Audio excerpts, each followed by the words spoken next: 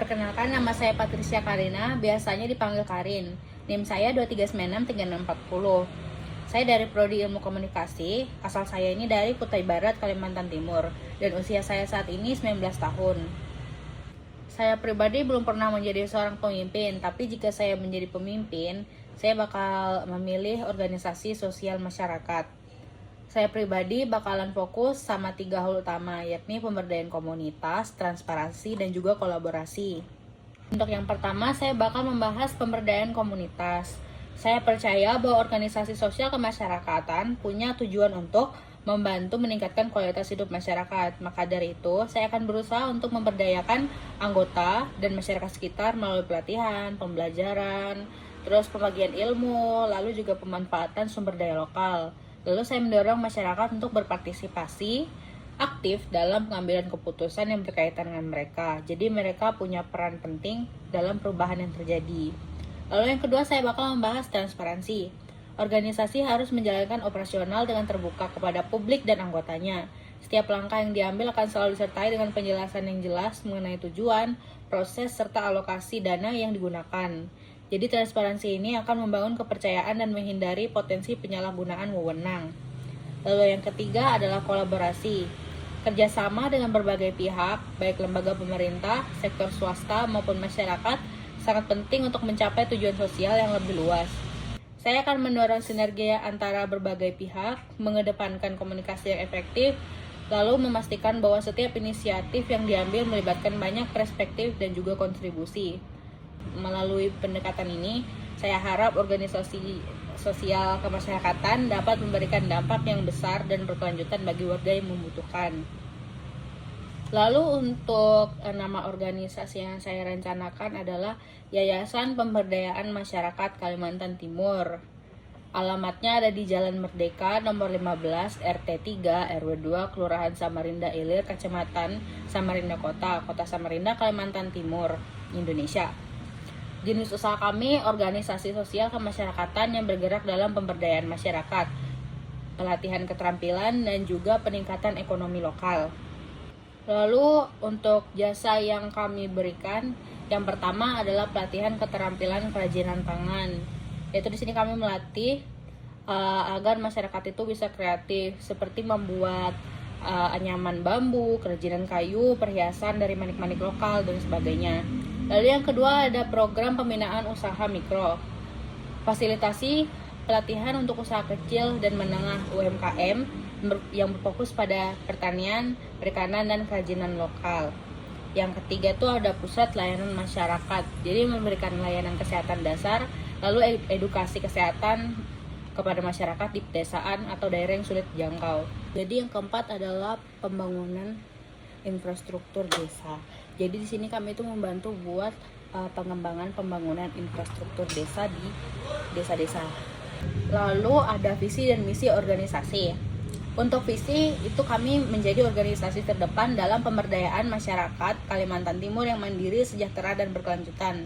Dan untuk misinya itu yang pertama adalah meningkatkan keterampilan dan pengetahuan masyarakat untuk kemandirian ekonomi. Yang kedua, meningkatkan akses layanan kesehatan, pendidikan, dan juga infrastruktur. Yang ketiga, mengoptimalkan potensi lokal untuk menciptakan produk bernilai tambah. Dan yang keempat, membangun kolaborasi dengan berbagai pihak untuk memperluas dampak. Dan untuk strategi kami, yang pertama itu adalah pelatihan keterampilan lokal yang berfokus kepada keterampilan berbasis kearifan lokal. Yang kedua adalah layanan kesehatan dan pendidikan, yakni kami menyediakan akses kesehatan dasar dan pendidikan bagi masyarakat. Yang ketiga adalah pendampingan UMKM yang memberikan pelatihan dan pendampingan bagi pelaku usaha kecil biar bisa berkembang. Yang keempat adalah kolaborasi, yakni menjalin kemitraan dengan pemerintah, sektor swasta, dan lembaga sosial.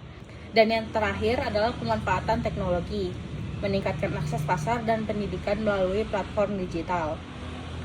Untuk memulai proses pemimpinan oleh saya akan yang pertama mengenal anggota dan melakukan stakeholder, yakni melakukan pendekatan untuk memahami kebutuhan dan aspirasi mereka.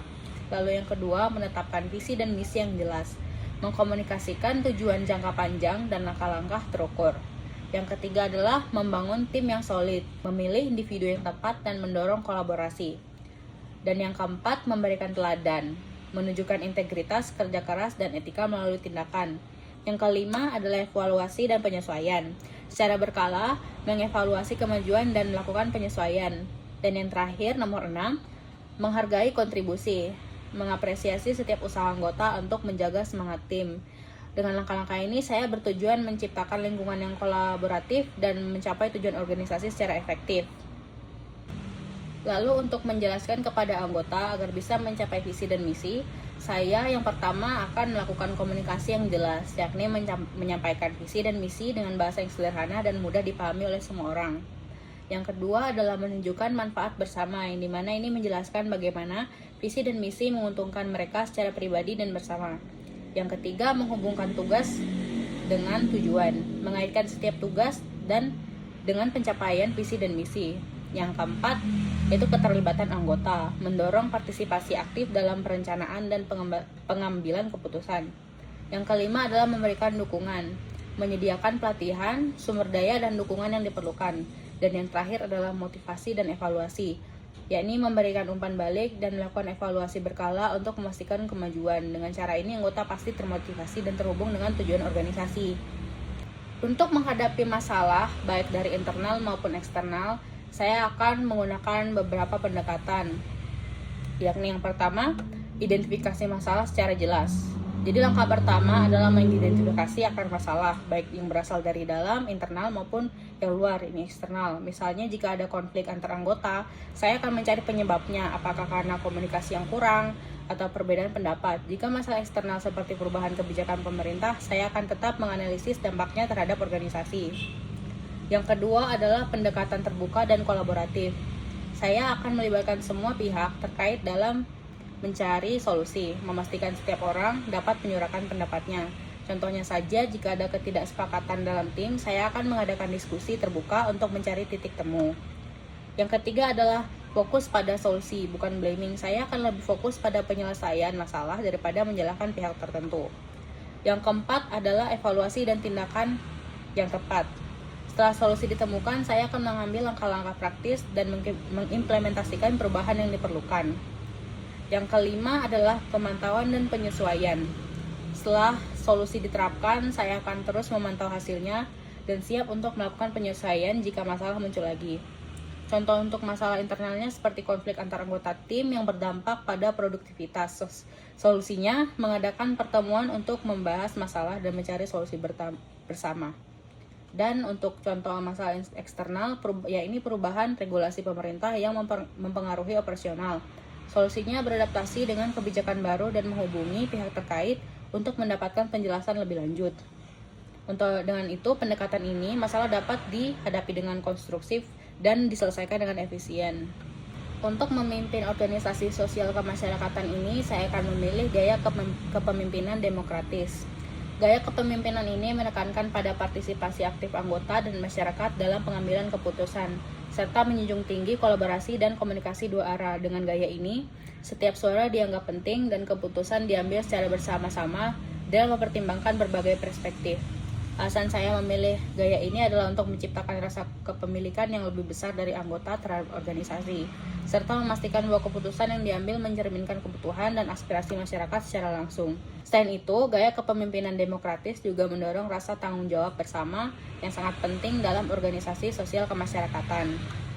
Contoh singkatnya, misalnya ketika merencanakan program pemberdayaan ekonomi di sebuah desa. Saya akan mengajak warga desa untuk berdiskusi dan memberikan masukan mengenai program yang mereka anggap paling bermanfaat. Dengan demikian, warga merasa lebih terlibat dan termotivasi untuk menjalankan program tersebut, karena mereka ikut menentukan arah dan pelaksanaannya. Bagaimana cara saya mengambil keputusan dalam organisasi tersebut? Saya akan mengambil keputusan dengan pendekatan partisipatif, yakni mengajak pemangku kepentingan untuk memberikan masukan, serta mengumpulkan data yang relevan untuk analisis yang mendalam. Keputusan didasarkan pada pertimbangan jangka panjang dan dampak terhadap kesejahteraan masyarakat. Setelah itu, keputusan akan dibuka untuk diskusi terbuka dan dijelaskan secara transparan untuk memastikan semua pihak memahami dan mendukungnya.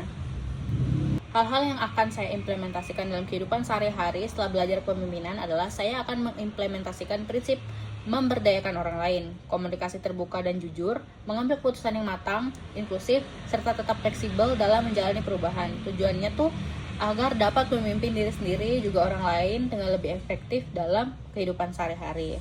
Sekian, terima kasih, itu saja dari saya.